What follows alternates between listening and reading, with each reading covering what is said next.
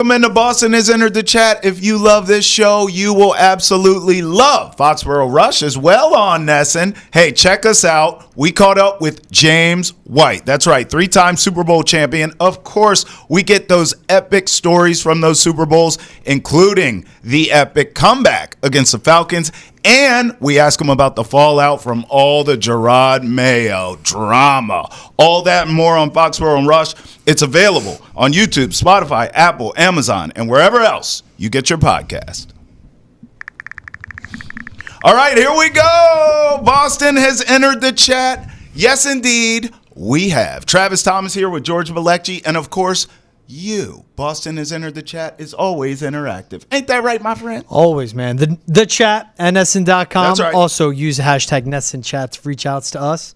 Join the conversation. Get on in. Get in here. Water's warm. I mean, what are you waiting for? We're Water partying. feels great. Come party with us. Look, we'll get to trending. We'll get to a ton of stuff. You know we got to start with Tom Brady making potential backroom deals for his old coach. Plus, speaking of Brady, we'll catch up with James White. We will play some of that interview from Foxborough Rush here in this program, get his thoughts on Gerard Mayo's firing, and we'll preview tonight's game. That's right, it's tonight, college football playoff style. Can't between wait. Penn State and Notre Dame. But let's start with Brady, shall we? Because, I mean, I have sort of mixed emotions here as we look at the tweet. So multiple teams have inquired about whether or not legendary coach Bill Belichick would reconsider his move to college football. He's only been there 5 minutes, George, including the Raiders, who new minority owner Tom Brady, our old friend, spoke recently with his old coach, per league sources. Now,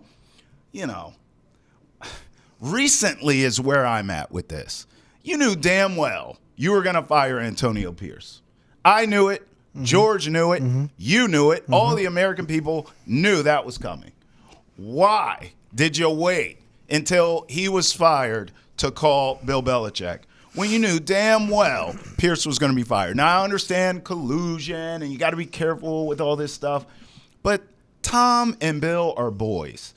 If we're in this situation, I'm definitely sending you a text, giving you a voice note, a call, something, a heads up. Hey, man, things aren't going well here in Vegas. You're leaving receipts? Well, okay. You're going to be sloppy? If I may, we've seen Tom has covered his tracks in the past. Yeah. I mean, we don't need to go down that road, getting rid of cell phones and whatnot. But I'm just saying, there's a way I'm sure Tom could reach Bill and just be like, hey, man, look at what's going on with the Raiders. That's all I'm going to say. What's up? Bill would go on Tom Brady's podcast. Exactly. You know, do a little production call. Yeah, so you're going to have Jim Gray give you this softball question, then that softball question. And then, hey, by the way, you want to coach the Raiders? Right, like you just sneak it over the plate there. What do you think of buying a place in Vegas, Bill? But you'd have to sell in Chapel Hill. You know what I'm saying? It should be noted here, Belichick's UNC contract does include a $10 million buyout if he leaves prior to June 1st. So I guess technically he could accept this position, but Bill Belichick, according to Diana Rossini, reportedly has no plans to return to the NFL. And you know what? I believe it, at least not now. He needs a team to want to have interest in him. I understand Tom Brady reaching out, seeing if he'd reconsider. Yeah.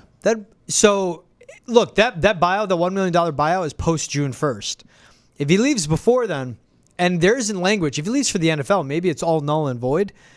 If they're waiting till June 1st, any NFL team to hire Bill Belichick, that's an awful mistake. Sure. You're going to have free agency, the draft, and then mini camp, OTAs all pass, pretty much getting ready for training camp, but then you'll have him step in. Yeah. The guy that wants absolute control over all personnel, yeah, sure, he'll come in, he'll run a tight ship. He'll get the culture right. Hopefully, it'd actually be good because by then you would have your offensive coordinator picked, so he can't do that for you. He's not coming to the Raiders or anywhere else for now.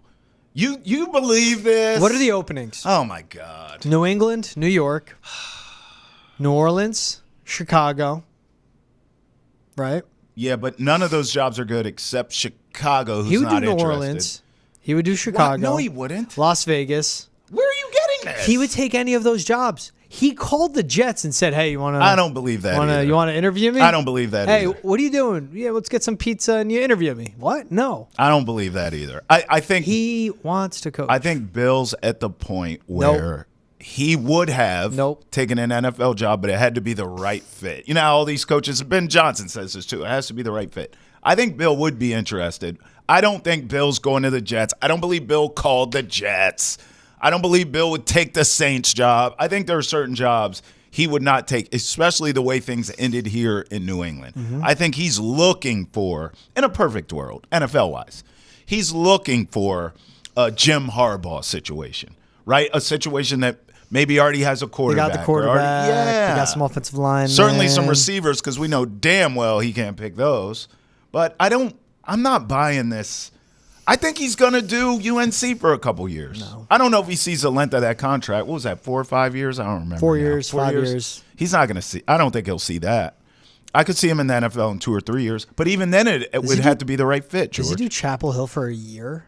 Think of that post-June 1st It's too soon. buyout. It's too soon. But he gets him the NIL money, shows his son the ropes on how to navigate UNC. The ratings. Has everything together, gets that first recruiting class out of the way. Yeah. He gives him a bump from 6 wins to 9. All of a sudden, UNC's a little cooler. Puts his son, Steve, in the forefront. And then he dips for the NFL. He'll be 74. Just break the record, coach a year or two. The Joe Paterno of the NFL. What do you mean? He sticks around too long? Oh, too long. Maybe he already was that. Maybe. I think so. I mean, he wore out his welcome here, obviously. I don't know. Here's what I don't believe. I don't believe the Raiders story. I do believe Tom reached out to him, but I just don't believe Bill's going to all of a sudden say, you know what? Sorry, UNC, I'm out. I'm going back to NFL. I'm not buying it. If the Raiders had like the number 1 or 2 pick, so Shador. Tom's tight with Shador, his too. boy with Dion. And Dion. Where do they pick? Do you have that? Do you know? 8th. 8th? No, this off the top of my So dome. can they? I know you do, GM George. Can they? Here we go. I mean, if okay, they would give up. They would have to give up multiple firsts, multiple. We know that. We know that. But where I'm going here, they're picking 6th. Excuse me. 6th. You were close. Where I'm going here is, if Shador says, "I'm not going to Tennessee," and I damn sure ain't going to Cleveland, which I can't blame him. That makes the price for Vegas to trade up a little more affordable. Right. 2 firsts, 1 second. Now, if you're Tennessee, you could go spiteful here. Oh, yeah, I would. And you could just take Cam Ward. You could. Yeah, for them. They can either go Cam Ward or they can go, no, Raiders, you still got to trade up for Shador. Right. Tennessee's got holes. They need a QB. Oh, they need a QB. But I'm saying if Shador says, I don't want to play there, no, they could spite him and just take Cam Ward and move on with their lives. That wouldn't be a spiteful play. Like Cam Ward, Shador Sanders, this isn't like Caleb and then the rest. Who do you prefer? Cam Ward still has a lot of potential to his game. Callahan being the head coach in Tennessee, you would love a quarterback like Cam Ward with all the talent he has, the amount of college experience as well. Well, as I said, Diana Rossini has reported that Bill has no plans to return to the NFL per sources. Here's a tweet. I'm told his sole focus, I believe this, is coaching and recruiting for North Carolina as he continues building the Tar Heels' future, George. He's recruiting today, in fact, in that great state of New Jersey. Will you back off? That's why he doesn't want to leave. He goes, I could keep going on recruiting trips that bring me to New Jersey. I could go to Kinnelon, Upper Saddle River, Scotch Plains. I mean, I guess technically, if he coached the Jets, Parsippany, would that be Jersey? Nah, he wouldn't do that. Totowa, Meadowlands, Wayne, just saying, Cherry Hill, Tom's River. Your name everywhere in Jersey, aren't you? I'm just going through. Is there Gloucester? Is there? I've run out. Okay, great, thanks. Montclair. Oh, there was Clifton, more. Princeton, Ramsey. Yeah, I don't know if there's much in Princeton. No, I don't know if there's like much talent in Princeton. You been there? No. You never even been up there. There's no reason to go to Trenton, Princeton. Is Trenton near? I thought I'm going to South Jersey. I'm going to the beach, bro. That's the shore. Yeah, I'm going to the Jersey Shore. All right, let's hypothetically say Bill takes the Raiders job, just for the sake of conversation. I like it. There is no way in hell, just because Bill and Tom are cool, that's going to work. I don't care. Like, it's still the Raiders. It's also at this point, who does Bill trust to be his offensive coordinator? Josh McDaniels. Oh, who just got fired by the Raiders. Awkward. Yeah. Yeah. No, it's not. It's not going to happen. I think he's going to stay in UNC. He's staying in UNC because the NFL doesn't want him. But you just don't believe it's going to be long. No. That's where we differ. I think he's in UNC a little bit longer than you do. Dude, Dallas, Jerry sticks with his guys way too long. Yeah. Maybe Mike McCarthy comes back, then he ends up firing him, and then he brings in Bill. That's the only way. I need a delusional owner. I need a delusional owner to do that. And, Jerry, you talk about out of spite. Jerry brings Bill back. I could see that. Spite to Robert Kraft because they don't get along. Okay, look, you laughed at me when I said this offseason, and I was definitely premature with this, but I suggested the 49ers would struggle this season. I didn't think it would be this bad. And I said to you this offseason, keep your eyes on that 49ers situation because Shanahan now knocking on a championship door several times, hasn't got it done. Seems like the team's regressing. John Lynch, I mean, some seats there could be preheating. Stay with me. What happens if Bill coaches UNC for a year? I'm going with your scenario. Coaches UNC for a year. Yeah. All of a sudden, that San Francisco job comes open. Shanahan, they struggle again next year. 49ers go in a different direction. That's the job. That's my point. If it's the perfect fit where Bill can go in, break Shula's record quick, fast, and in a hurry. Mm-hmm. We don't have time for rebuilds. We don't have time for the Raiders here. Mm-hmm. I know old people go to Vegas and retire and hang out. Bill ain't with that. He's trying to pass Shula if he does come back to the NFL. The 49ers is the spot for Bill Belichick. John Lynch is gone. I would think Lynch and Shanahan. Gone. Yep. Whole new regime, but we're ready to win now. We just witnessed the Patriots do the wrong 180 of going from Bill to Gerard, like to go from a, iron fist head coach to players coach. Right. The Niners is like the reverse 180. Young, innovative, offensive-minded, to old, just wants to break a record. No team wants a guy that's going to be there for 3 years. Like when you hire a head coach, you're not like, hopefully this works out for 3 years. You're not thinking of the roster. You're not thinking of the roster, though. They're ready to win now. What's it going to do for the Niners? They've been in 2 Super Bowls with Shanahan, 2 NFC championship games. Decimated with injuries, got to hit a little reset on the roster, figure things out with certain guys and spots. They wouldn't go to a Bill. So you think Jera's a better fit than San Fran? No, hold on. I'm not arguing. You said Jera. I'm not arguing fits. I'm saying who is dumb enough to hire Bill Belichick. Let me just be blunt. Let me clarify. He's 73. He's going to be there for 2 or 3 years at most. And the reports, we'll get to those later in the show. The reports coming out about Chad Graff. Yes, it was talking about how in over his head Gerard Mayo was, but there's color behind the scenes given about Bill Belichick and what he was doing. You read that, you're like, I don't want that. I want that guy in my building? No. Who's dumb enough to hire him? Jerry Jones. It's already the quote of the show. We're 10 minutes in. You know who's dumb enough? Whoa. No, take your time. Reset. You want some water? Get some water. You know who's dumb enough to hire Bill Belichick? Jerry has entered the chat. He's got 2 eyes. He wears 1 tie. He's from Arkansas, and his initials are double J.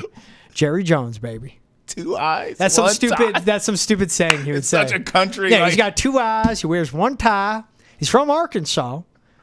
You know what else he got 2 of? 2 J's. Jerry Jones, double J, baby. Oh, shout outs to all the down south folks out there. Hey, I love you guys. In the you south. guys do have some sayings, though. Respectfully, I know Jerry Jones does not represent you all. Y'all. I know Jerry Jones doesn't represent y'all. One of my country uncles one time, I said, hey, man, you want me to bring you a beer? He said, you ain't said nothing slick to a can of oil. What does that mean? What is that? Is that a yes? What does that mean? What does that mean? I don't know. You ain't saying nothing slick? You ain't said nothing slick to a can of oil. Google. I mean, it means yes, but like, why couldn't you just say yes? You know, would you like a beer? You ain't saying nothing slick to a can of oil. Huh? It's like a different language. You can't try to be clever or deceitful with something that is simple and straightforward. Hello. Could have just said yes, talking though. To a can. Who talks to a can of oil? Could have just said yes. It's Jera. Hey, James White pulled up on us and talked about everything from Gerard Mayo's firing to his Super Bowl heroics. Check it out. NESN's football podcast, Foxborough Rush. Me and George are there. It's available on YouTube, Spotify, Apple, Amazon, and wherever else podcasts are found. I also love that you Googled that. You may be the first person to ever Google Southern saying. Because I'm going to start using that. I love stupid sayings. My favorite saying of all time. I think I said it to you today. What? Sometimes it's better to let sleeping dogs lie. You did say that. Right? That's not a stupid one, though. No. I think that's a great one. It's a great one. But Just you love a like good saying. sayings. You are a sayings guy. Your famous one is, hey, Trav, just chasing summer, man. Yeah. Where's George? He was on PTO. Yeah, I think it's supposed to be a week. He hasn't been back in 3 months. Chasing You just summer. go, I know where he is. Where? Summer. It's January 7th, summer. He's chasing summer somewhere. Yep. All right, let's get into what's trending. You know the drill here. 3 topics. We got 3 minutes on the clock because we talk too damn much, but we'll jump in here with Trae Young. Trae Young. I don't know if you saw this or not, George, but he hit one of the greatest shots ever. So we decided to show it here. Now, you know, rights fees are a little steep these Shout days. out NBA Paint. So we have NBA Paint. So Colin Sexton, first of all, from the Jazz, you got to give him props. He hit an amazing shot already, a game-tying shot At home in Utah. Right. We thought that would send this game into overtime with 4 seconds left. But as you can see from NBA Paint here, Trae Young from beyond half court, bang! Hawks win at the buzzer. Insane stuff here, George. Your thoughts? I feel like I was just watching Ernie Johnson do highlights at the like TNT. a play-by-play with NBA Your Paint. bang timed out with the second it hit the net. So I just appreciated your timing, man. Could we do play-by-play with NBA Paint? Could that be like Oh my God. Could You that see how be difficult content? it was for him to do that one highlight? I know. But I would kind of be down. It was tough. Trae, just ice Trae, man. Colin Sexton hits it. Watching this game last night, you see Utah erupt. And for all my opinions on Utah and Mormons, a basketball game in Utah looks absolutely electric. It's like one of the best home courts in all of the NBA. This guy's on fire. He is on fire.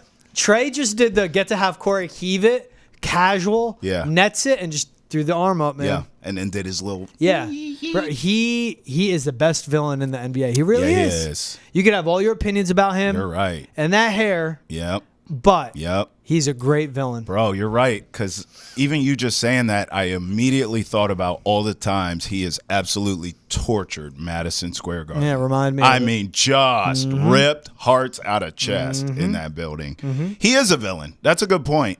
I still want him to go somewhere where he can win consistently because he has had spurts here. He's got the Hawks to the playoffs, and they've been trash for years. Remember, he did make an Eastern Conference Finals at one point early in his career.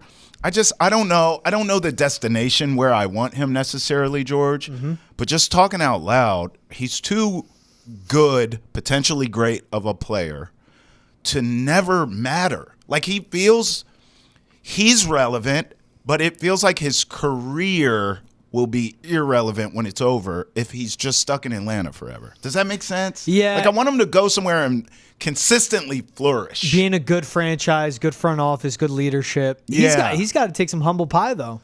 Is he not the man? He cannot be the guy. He could be one of the most talented guys, but he can't be the guy. Can he be your second? Can he be the second piece? He'd be a great number 2. He'd be a 1B. But it is like at a point of they keep running it back in Atlanta. They've been so middling the last few seasons. I don't think he can be the guy. But I agree with you. I love to see him in a better spot. All right, I got a spot for him. San Antonio with Wemby. At the buzzer, bang! What do you think? Wemby's a man. We can already see. It's San Antonio. What do you mean? With Wemby, yes. For winning. It's San Antonio. What does that mean? You mean the city? Yeah, literally. I'm thinking location, everything. But he can't care about that. He's in Atlanta and he's losing. Atlanta's popping. So at this point, if I'm him, send me to San Antonio. I can just focus on ball. What's entertainment like in San Antonio? Awful. Yeah. I'm sure. I've never been, but I'm good with not being. I loved the decisive awful. Yeah, awful. Never been. Gelo Ball has been invited to perform his hit song Tweaker at this year's Rolling Loud. Dude. I might swerve in that corner. Whoa, whoa. What do you think, bro? You obviously feeling the song. I threw it on. Yeah. And I swear to God, I had an out-of-body experience. Told you, dog. I'm like, how old am I? What year is it? 06. Am I sitting in my childhood bedroom playing Midnight Club Edition? Yes. Dub Midnight Club Edition? Dub Edition 2 on my PS2. Oh. 'Cause it was literally one of those. I had to take my headphones out and go, is this like a slower Twista? And then I looked at you, go, it's Nelly, and I was amazed. I told you, bro. And also just the memes we get from this. Like the one tweet I saw, the meme of the guy standing in the corner, verbal meme here. I'm going to explain it. Guy standing in the corner at the party, he goes, they don't know. I'm going to swerve. Someone else in the corner, bend that corner, and someone else at the bottom go, whoa. Like, come on. The tweets, the memes have been fantastic. This song's a jam. It is. That's it right there. This is it? That's literally it. Gelo in the corner. I didn't know you had it, bro. They have no idea I might swerve. I've been that corner. Whoa. And then in the bottom, the whoa sent me. Oh, this is fantastic. Tweet from Big Content Guy. What a handle. Good on him. Young Hooper can rap. Yeah, I would just rap if I were him. I mean, isn't that all he's doing? What is he playing in China? Yeah, he's trying. Time to learn beats, buddy. Listen, here's the deal with them, the whole family. I know everyone gave the dad a hard time. I said this to our esteemed producer, Ante Campbell, the other day on Hold My Banner, but I think while everyone gave LeVar Ball a hard time for having a loud mouth and being obnoxious, which he is all the above, check. He ended up being right about his sons. He did. I mean, both of his other boys can ball. Lonzo, we know, had injuries. Yeah, but LaMelo's a bucket, absolute bucket. Yeah, and then this kid now has the hottest song, at least rap song in the country. Rolling Loud. Yeah, like that's big deal. That's huge. Now I'm going to throw you a curveball here. Do you think? Remember where these kids are from? They're from L.A. Yes. Do you think on Super Sunday, George, Kendrick Lamar? No. Halftime show. Hear me out. No. Doing some that's disrespectful costume to the changes. game. You know you're gonna have some costume. No. Does he? No. Do an ode to LA? No. Maybe a couple other local artists. No. And we see Gelo out there. That's disrespectful to the game. It's integrity. Yes. Put out one song. You're gonna give him the Super Bowl? He's from LA. Also, they play this song. Even if they perform it for the opening verse, that is 30 seconds less of them just annihilating Drake off the face of the earth. Because that's what it's going to be. That's what it's going to be. Yeah, that's what it's going to be. I might swerve in that corner. Whoa. Like, it's A$AP Rocky, Playboy Cardi. I mean, Sexy Red's on there, so it's like, what are you going to do? Gelo, right there. I cannot believe it. Gelo. He gets the Saturday. Hey, bro. All those acts that you just said, I'm a fan of all of them. He will get the loudest reaction. I guarantee. I hate it. Why? Who's Lefty Gunplay? Who are these guys? I'm so old, bro. We're getting old, man. A$AP, YG, I know. We're getting old. Now I know Gelo. Right. Lay Banks. Chow Lee. What is this? I got nothing. Rob Banks. There's Lay Banks and Rob Banks. I remember Lloyd Banks. Slimacito. I swear to God, these are made up. We're getting old. All of this. Joey with 2 eyes. Hey, Boston has entered the chats calling you a boomer. Bro. I just want you to know. We tell them to tweet at us using the hashtag NESN chat. We tell them to email us, the chat at NESN.com. All the messages are flooding in. They're calling you a boomer. You play any track from No Ceilings. You play the Upgrade You Freestyle by Lil Wayne. Ooh. Play any of that. No Ceilings. Haven't heard the song in 7 years. I will know every damn lyric. There's Jay Lee and Joey. But yeah, I sound old as hell right now. Bro, those are made-up names. Can't tell me otherwise. Oh, my God. I love you, man. Dre Thomas is on there, too. Is that like my cousin? The Bruins will take on the Tampa Bay Lightning in Tampa Bay outdoors next year in the Stadium Series at Raymond James Stadium. Here's a tweet here. Yeah, here's a tweet from the Bruins right here. That's a beautiful-looking tweet. Look at that graphic. For all our achievements with science, this might be the most impressive. They're going to play an NHL, a professional hockey game. It's a little hot out there, ain't it? Outdoors in Tampa Bay, Florida. It's a little hot. It gets cold in Tampa. It never gets that cold. What is it, like 60s a low maybe? Man, wouldn't you take that right about now? Roller skate? Yeah. Oh, my God. Feels like 5 out there. Oh. What are they, like roller skating in Tampa? Like, how are they getting this done? Rollerblading. Yeah, rollerblading. Street hockey? Yeah. Actually, that's not a bad idea. Hey. Did we stumble upon something here? Street hockey in Florida? With the Bees against the Panthers, all kinds of fist fights. Against the Lightning, all kinds of fist fights. Dude, this is an off-season idea for the NHL to stay relevant year-round because you guys need all the help you can get with marketing. Right. Street hockey tournament, 3-on-3. Oh. Charlestown does it every year. It is sick to watch. Oh, it's fast. I didn't even know that. Yeah, God bless those goalies, man. Wow. Do that. Why not? What is it like? I actually love this idea. All the live streaming they do, like K Sinat and all that stuff. Yeah. I don't even know. I think it's Kai, but boomer. It's all right. Bro, you have 20 years on me. Shut up. I at least know his name. Do this and live stream it. I would be about we were that. saying instead of doing a Pro Bowl, Right. F the Pro Bowl, Yes. live stream your own thing with Kai Sinat. Live stream 3-on-3 street hockey tournaments.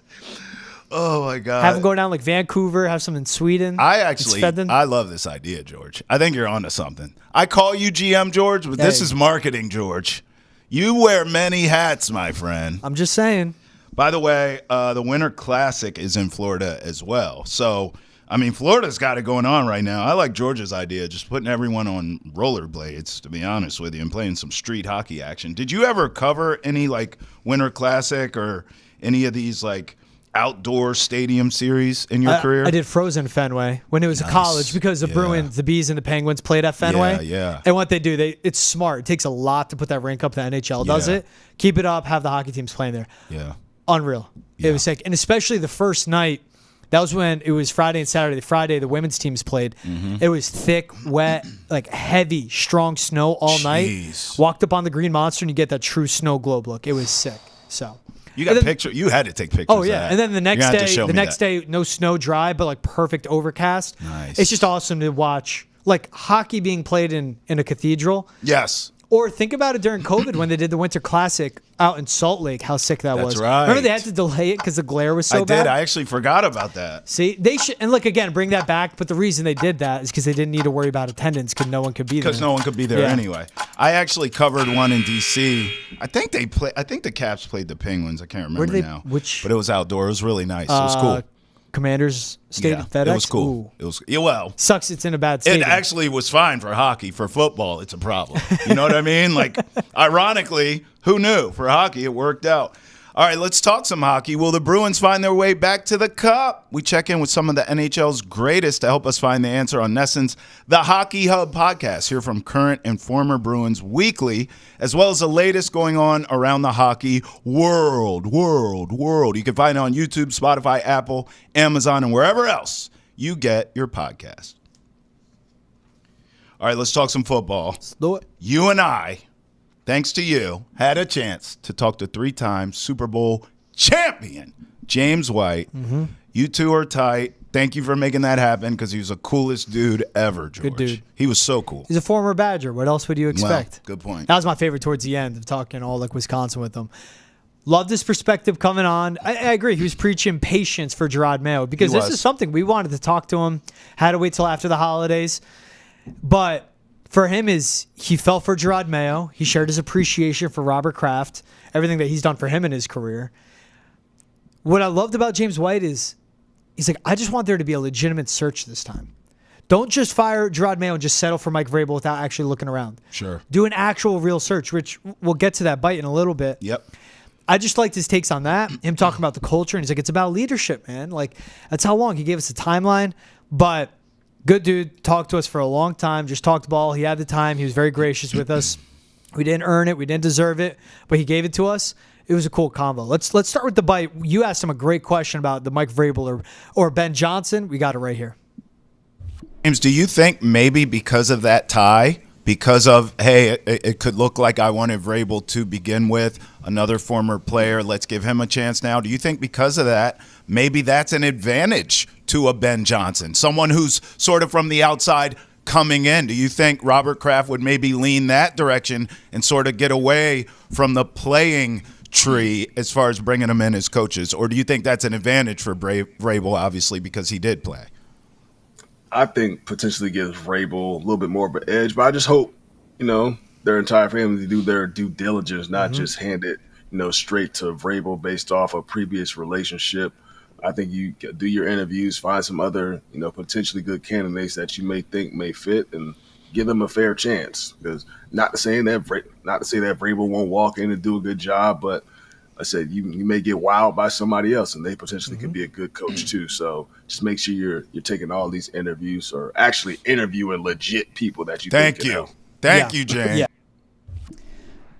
And hey, look, so And what he's also alluding to is the Pep Hamilton, Byron Leftwich interviews, which we all said that's Rooney Rule. Yep. He said there's something funny going on, which, Yep. he went the nice way about it.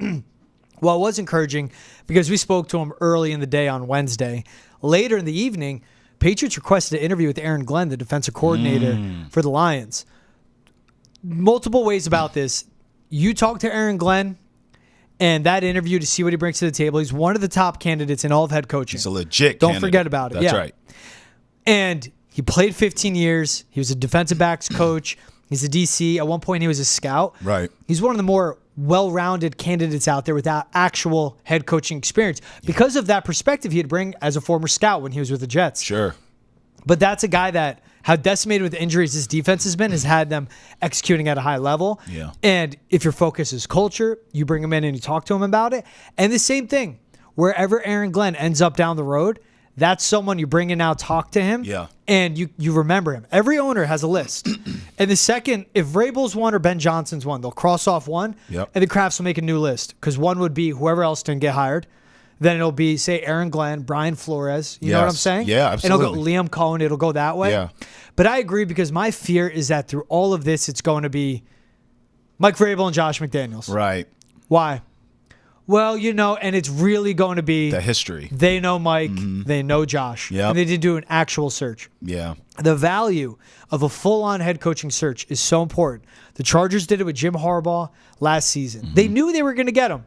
And they did a full-on search of head coaches and general managers. They interviewed Ben Johnson himself as well. That's right. And they still went with Jim Harbaugh. That's information gathering in that process. Yeah. You learn the process. And keep in mind, the Krafts haven't done a head coaching search in 25 years. They traded for Bill Belichick and they got him. That's right. When they fired Bill Belichick, they just elevated Gerard Mayo. They didn't do an actual general manager search. But to James White's point, and what I shared after that, I go, I agree because you're doing a disservice to yourselves, the players, and the fans. If they just go in with the preconceived notion Mike Vrabel's getting this job, we'll bring in Ben, we'll talk to him, but it's Mike Vrabel and Josh McDaniels. I actually remember, it's funny you brought up the Chargers because I remember going back to that hiring cycle. The only reason I remember this is because I did a rant at the time about how I thought Vrabel was going to get that job.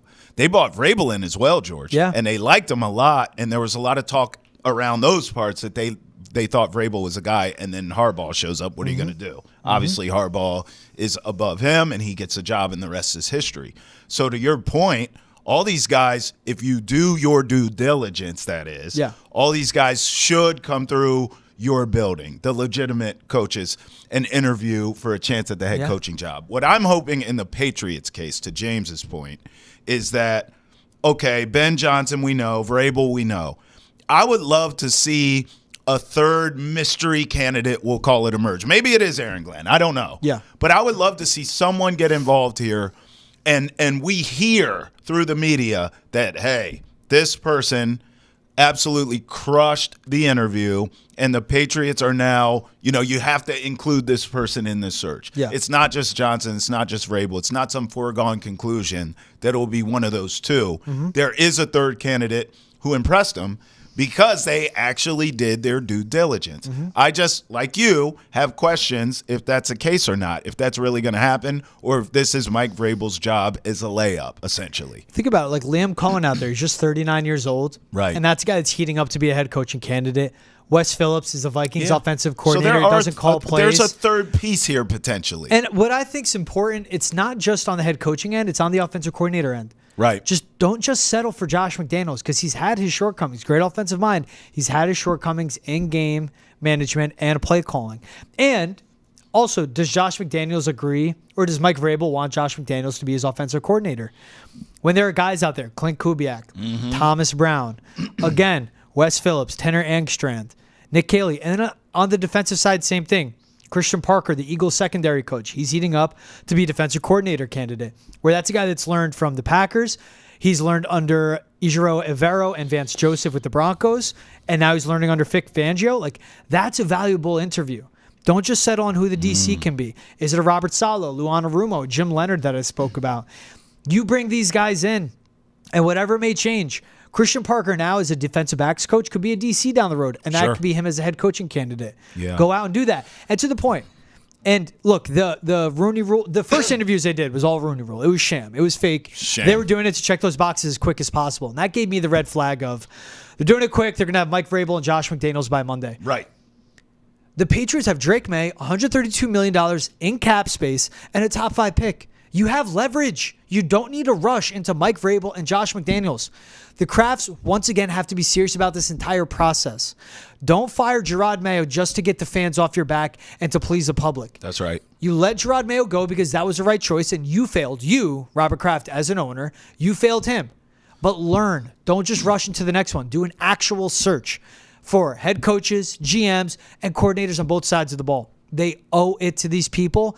And once again, look around at the vacancies. What do you have to rush to beat the Jets? The Saints? The Bears even? And that's up in the air. You're the New England Patriots. If Ben Johnson's the best answer, do that. If Christian Parker with the Eagles is the best choice for a defensive coordinator, make sure you bring him in and interview him and do that. And the one that was encouraging with Aaron Glenn is, and again, like, just be smart. Mm-hmm. What does Aaron Glenn serve? A Rooney Rule. But, yes. But he's an actual candidate. An actual candidate. Christian Parker, you have a defensive coordinator opening. Yeah. He is a black defensive backs coach. Is. But he's an actual defensive coordinator candidate. That's right. Just for everything to talk about the integrity and all that, you make a mockery of the rule. You didn't have to. And it seemed like they were rushing again. Yeah. And they were more worried about getting to the end point than actually doing this process the right way. Right. With A, respect to the Rooney Rule and minority candidates, and also B, just rushing to get to the end point, making a mockery of it just to get to Mike Vrabel again. That's where James was going. Yeah. Is like, listen, there was already rumors in scuttlebutt that they wanted Vrabel to begin with, but it was Kraft who usurped everyone. Mm-hmm. Obviously, he's the owner, and was like, no, it's Gerard Mayo.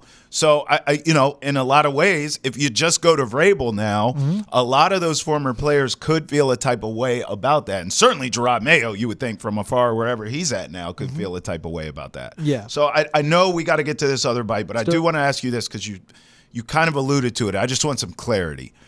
You're assuming, like all of us, if it's Vrabel, McDaniels likely will be the OC. But if it's Vrabel as a head coach and you have a different offensive coordinator, yeah, you're happier with that. You feel more comfortable with Vrabel as a head coach with completely new offensive and defensive coordinators than maybe some faces and names we would be familiar with. Is that fair to say? I want this to be a serious search. Okay. That's what I want. You bring in Josh McDaniels. You interview him. You check his interest. But don't just settle because it's Josh McDaniels. Okay. All right. Now, the one thing they can get with you get Mike Vrabel, if they get Josh McDaniels, he has ties to the area, tried to be a head coach twice and failed. Maybe they have a conversation with Josh. Hey, man, you could be an OC with Drake May, 5-10 years. You could get a couple more rings. Sure. But don't come here and then leave to be a head coach and run yourself out of town after a year and a half again. Right. That's a one where if there is continuity.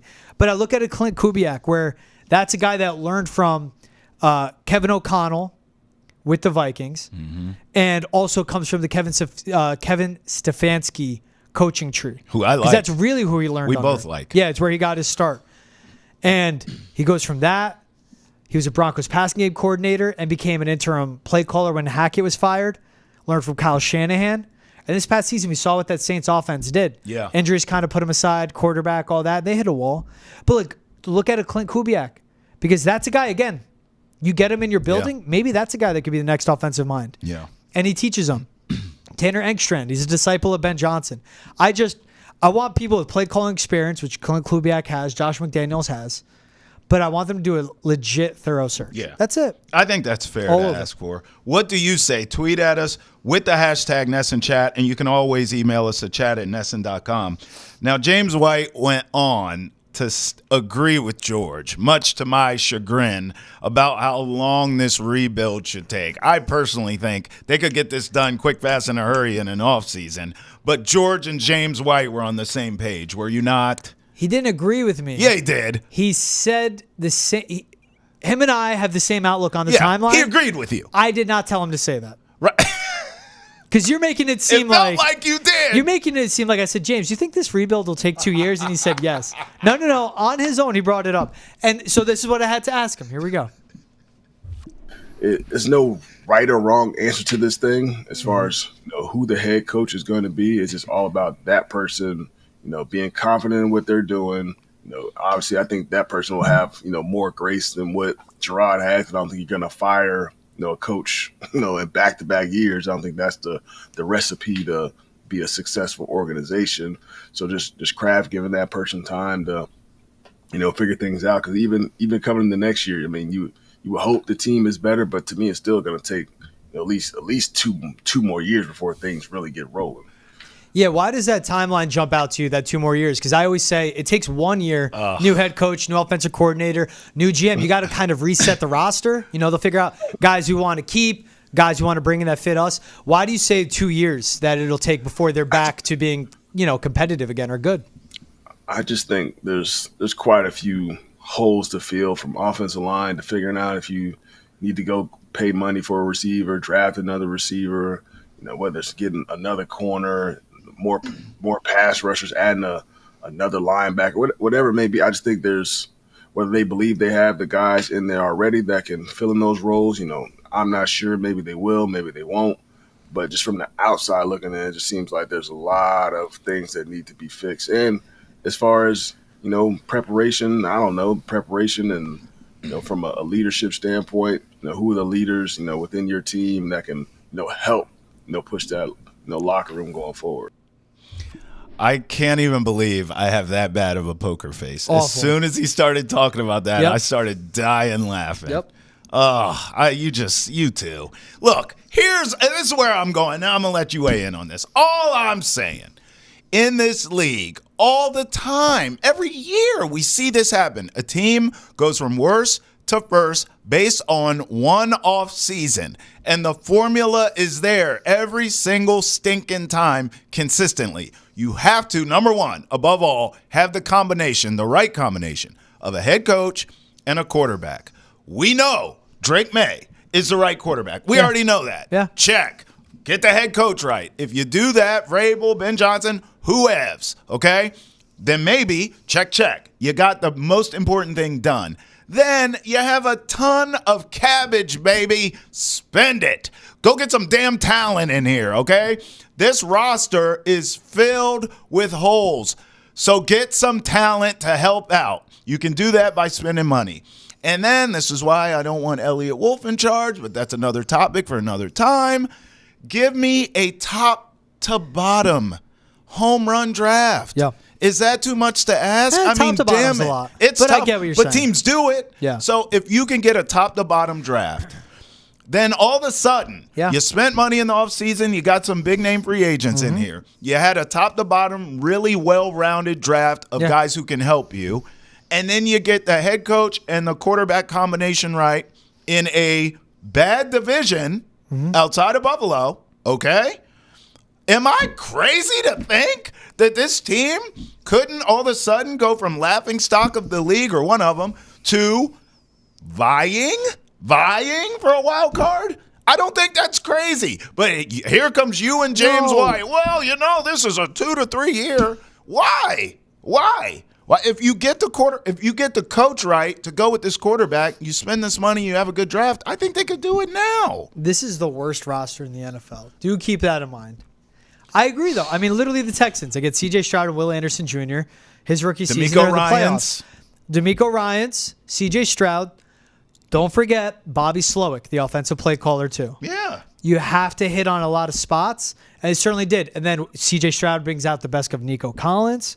Tank Dell, to your point, they hit in the 3rd round, I believe, on a pick. No, it's there.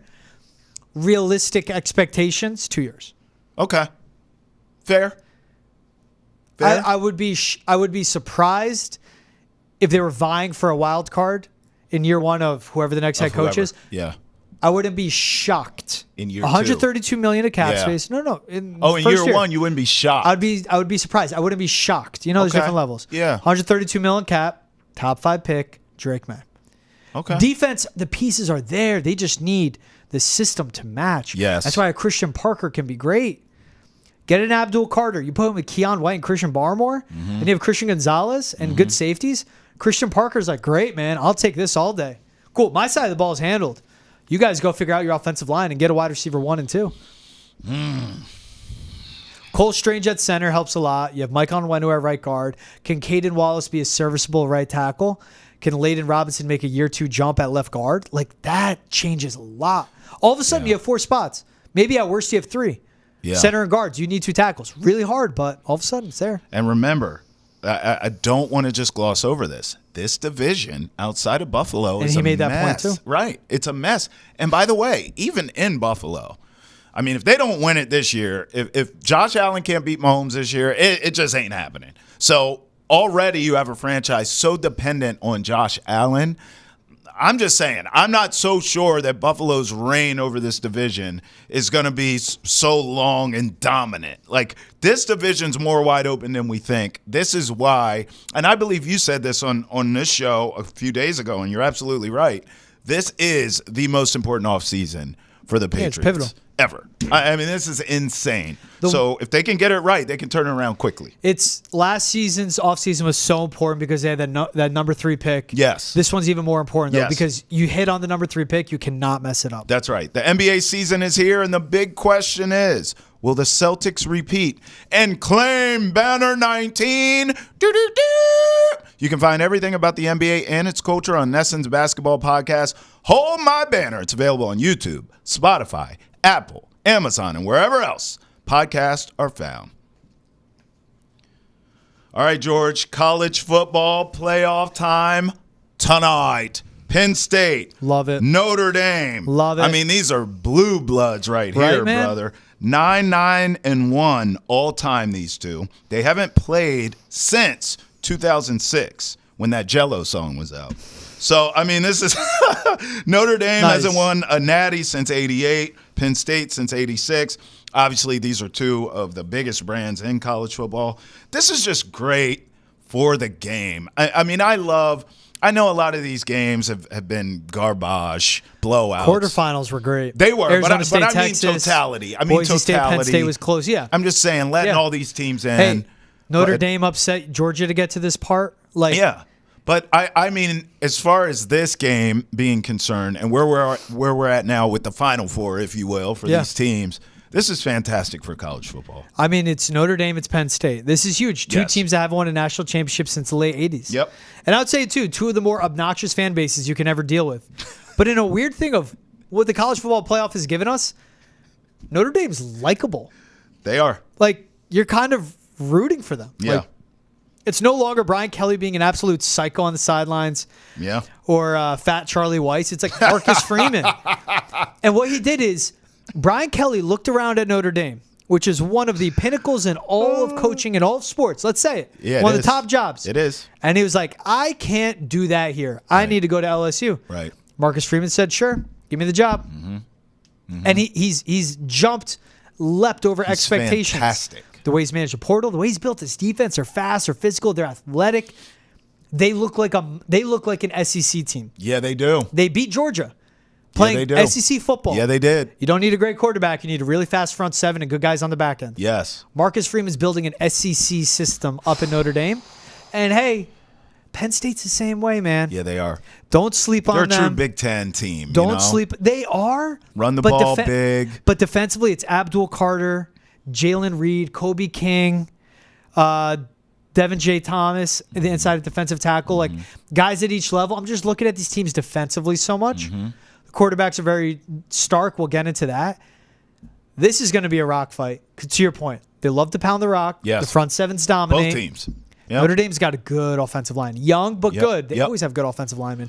I just love how we're seeing these programs get modernized. Sure. You know? Yeah. It's usually like the Notre Dame, they dominate, they go undefeated, and then they match up with an SEC team and they're in a different league.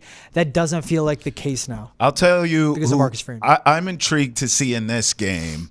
Penn State has yet to really be tested, right? And I'm a fight fan, so I always use fight analogies. Yeah. Like Penn State's that fighter that's knocked everyone out, and they've yet to be taken into deep waters. Championship rounds, 10, 11, 12, going the distance. That's fair. So meanwhile, Notre Dame, that's how they fight. They go the distance with you. They want to slug you and outlast you, so Yeah. to speak. Sort of a war of attrition. Yeah. So I want to see that play out in this game. Penn State's been jumping up on these teams they've been playing early. I mean, the game's over by halftime, okay?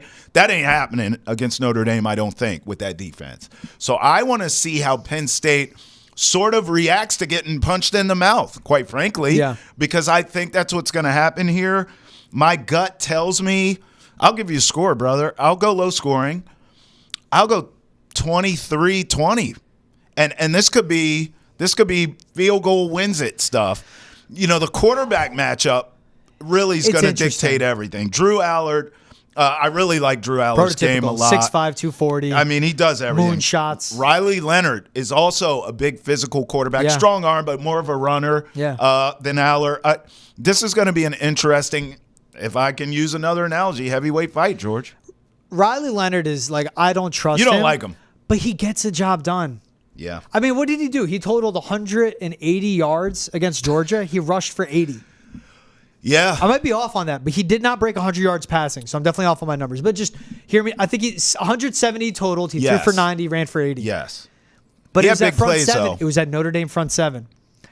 But Drew Aller isn't a freshman making his third career start. Yeah. This is his third season. I like Drew Aller. He's experienced. I like Drew Aller a lot. I like do. his size. I like the deep shot. It's all about the defenses here. Yeah. The Notre Dame offensive line. I trust Drew Aller more than I trust Riley Leonard.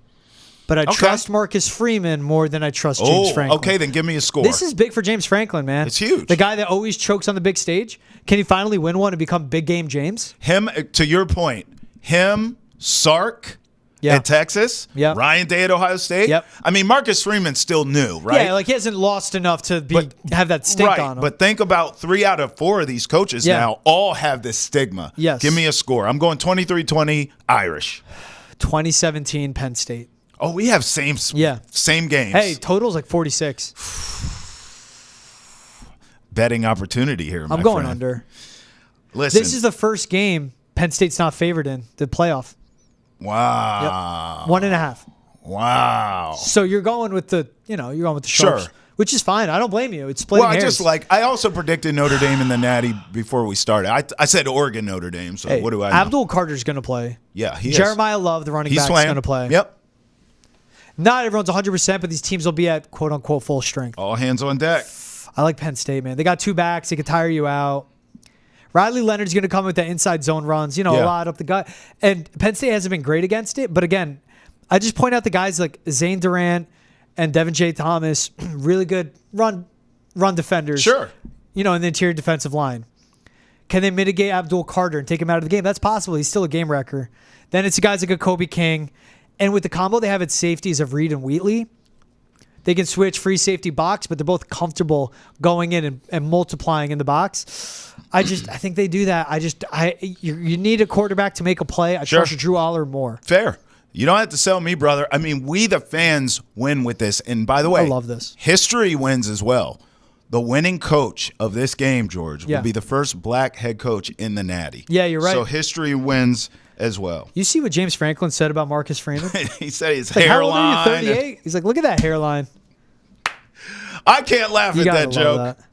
I mean, my hairline left me a long time ago. Also, and one more, shout out college football putting this game on a Thursday night. Facts. We have that void in our lives. Yes, Lord. You're not competing with the NFL. Amen. For Thursday Travis Thomas, George Belichick, and you, we always appreciate you entering the chat with us here on Boston Has Entered the Chat. Till next time, we'll do it again here on the chat. Peace out. Later.